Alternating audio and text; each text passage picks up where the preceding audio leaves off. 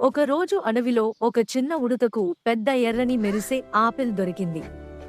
ఇది అంతా నాదే అని ఆనందంగా అరిచి దాన్ని ఒంటరిగా తీసుకెళ్లాలని ప్రయత్నించింది.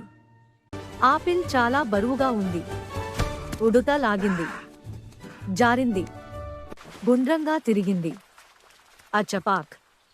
ఆపిల్ పక్కనే ఉన్న చిన్న చెరువులో పడిపోయింది. ఉడుత బాధగా కూర్చుని, అయ్యో, నా ఆపిల్ పోయింది అని ఏడిచింది.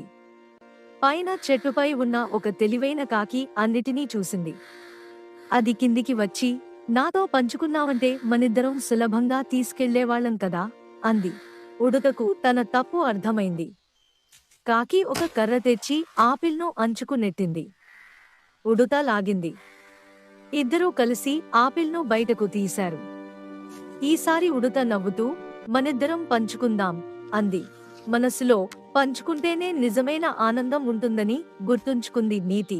పంచుకుంటే పని సులభం, ఆనందం రెట్టింపు.